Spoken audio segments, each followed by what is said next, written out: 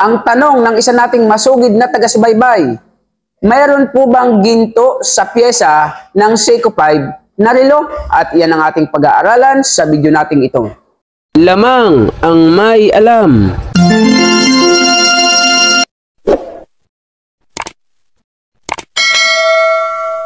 Ginto pilak ang babaw ko, pagpilatis ng ginto eksperto ko. Magandang panahon po sa inyo mga kaibigan ko, dito po sa ating channel More Than Treasures. Kumusta po kayong lahat? Nawa po ay nasa mabuti kayong kalagayan at lagi pong ligtas sa anumang sakit at karamdaman. Sa video po natin ito ay ating sasagutin at pag-aaralan ang isang katanungan ng masugid nating taga-subaybay na si Jansel Yamot. Ngunit bago po yun, shout out sa ating mga idol at kaibigan, kay Eduardo Sahipa at kay Silin Monte Sirin ng Kuwait. Shout out po sa inyong dalawa mga idol. So sa video po natin ito ay sasagutin natin ang katanungan ng ating masugid na taga-subaybay na si Jansel Yamot. Ang sabi niya, good PM po boss. Itatanong ko lang po sana kung may gold ba sa pyesa ng Seiko 5 17J wheels sa relong Seiko watch. Marami pong salamat sa inyong katanungan mga idol at ito po ay malaking bagay sa bawat isa po sa atin at sa bawat makapanonood nito. Dahil sa akin pong paggagawa ng relo sa loob po ng 15 years ay napakarami ko na pong na-encounter na customer na lagi nilang sinasabi, itong relo kong Seiko ay ginto. Ngunit dito po sa video natin ito ay bibigyan po natin ng linaw ang inyong mga agam-agam, ika nga ni Tia Deli. Ano po? Ang inyong mga iniisip na sa Seiko 5 na relo ay mayroong ginto. So sa katanungan ng ating idol na si Jansel Yamot, kung meron bang ginto sa pyesa ng Seiko 5, ay meron po. Meron pong ginto sa pyesa ng relo na Seiko 5. Ngunit, datapwat at subalit, hindi po ito purong ginto. Wala pong Seiko 5 na ang pyesa ay gawa sa purong ginto. Kaya lamang ito nagkaroon ng ginto kasi po yung kanyang pyesa ay itinubog sa ginto. So marami po akong nagawa na relong Seiko 5 na di battery. Nakalimitan po ang kanyang mga relo, ang kanyang mga pyesa ay kulay dilaw dahil po itinutubog ito sa ginto. Ngunit hindi po ito gawa sa purong ginto kasi ang inaakala po ng iba, ginto ay purong ginto na.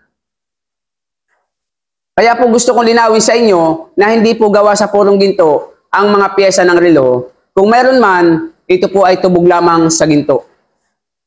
Yung nabili ko din pong Seiko 5 na automatic, dilaw ang makina, yun po ay tubog lamang sa ginto. So ulitin ko po, walang purong ginto na pyesa ng relo. Ito ay itinutubog lamang sa ginto, kung kaya't nagkakaroon ng ginto ang pyesa ng relo na Seiko 5. Ang kalimitan pong may ginto sa Seiko 5 ay yung kanilang mga housing. Pag sinabing housing, yung bahay po, yung case, may sample po ako dito. Ito po ay Seiko 5 quartz. Ito po ay di battery. Tignan nyo po yung kanyang housing, maging ang bracelet. Yung housing po niya ay balot po yan, plaki ng makapal na ginto. Yung takip, hindi na. So, ang pinakamarami pong ginto sa Seiko 5 ay sa kanilang mga housing. Yung gilid po niyan, kaya tingnan nyo po, dilaw na dilaw. Pag kinuskus mo po ito sa bato, 3 beses na kuskus mo, hindi po yan mabubura ng asido. Pag sinubrahan mo po sa 3, 5, nabubura na po. Ibig sabihin, balot po lamang ng makapal na ginto. So inuulit ko po sa iyo, Idol Jansel Yamot at sa bawat nakapanonood, wala pong Seiko 5 na gawa sa purong ginto ang kanilang pyesa maging sa kanilang bahay or housing or case. Iyan po ay balot lamang ng mga ginto at itinubog lamang sa ginto. Nawa po ay nalinawan kayo sa ating kasagutan malaking tulong po ang inyong katanungan. So kung ikaw ay bagong dating dito sa ating channel, paki-subscribe nyo po ang ating YouTube. Kung nagustuhan nyo, paki-hit ang notification bell. Lagay nyo po ayon upang lagi po kayong update sa ating mga bagong videos. Kung may katanungan, meron po tayong comment section. Sa mabilis na usapan, meron po tayong More Than Treasures FB page. At kung nagustuhan nyo nga, gusto nyo kong tulungan, paki-like and share po sa ating mga kaibigan at sa mga GC natin. At sa mga nag-member po sa ating YouTube channel, maraming pong salamat sa inyong tulong sa akin at sa nagbibigay ng GCash. Hindi ko na po kayo papangalanan. Marami din pong salamat. Malaking tulong po ito sa isang tulad kong content creator. See you on our next video. Shout out Jansel Yamot. God bless po. Lamang ang may alam.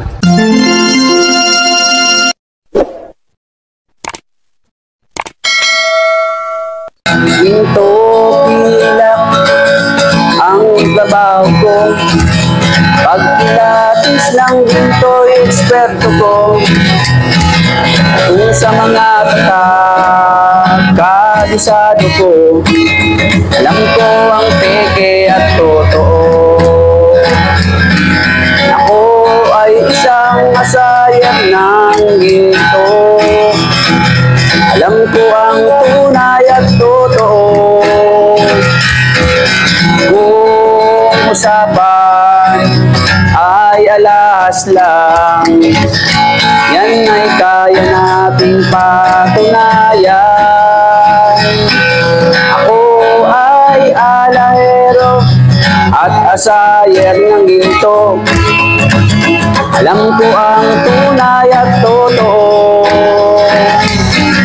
Walang maitatago kung usapan ay ginto, pagkat ang alahero'y eksperto sa ginto. Mayroon ngayong bagong pauso,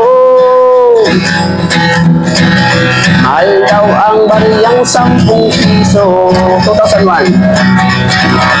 Ang iba naman ay 5 piso. Ang iba ay 20 peso, lagpas kwelyo. Kung sila'y inyong tawagan, chat at kahit reply, wala man lang. Pagkat ito ang katotohanan. Sa usapang barya, sila'y walang alam. Ginto pilak ang trabaho ko. Pag pilates ng ginto'y eksperto ko.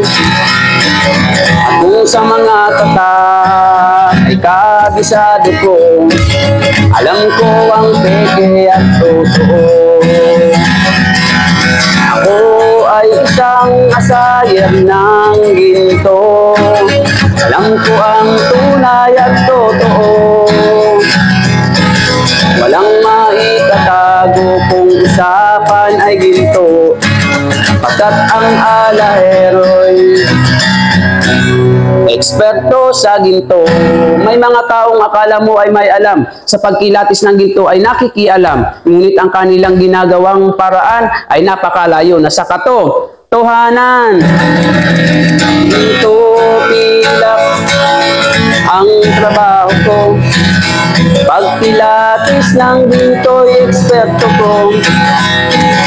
Kung sa mga ay kabisado ko, alam ko ang peke at totoo. Ako ay isang asayer ng ginto. Alam ko ang tunay at totoo. Kung usapan ay alahas lang, yan ay kaya nating patunayan.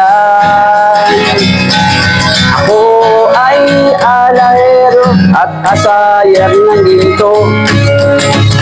Alam ko ang tunay at totoo. Walang maitatago kung usapan ay ginto, pagkat ang alahero'y eksperto sa ginto. Ginto pilak ang trabaho ko, pag pilates lang ginto'y eksperto ko. Kung sa mga tatak ay kabisado ko, alam ko ang peke at totoo. Ako ay isang masayang ng ginto, alam ko ang tunay at totoo. Walang maitatago kung usapan ay ginto, pagkat ang alahero'y eksperto sa ginto. Pagkat ang alahero'y eksperto sa ginto.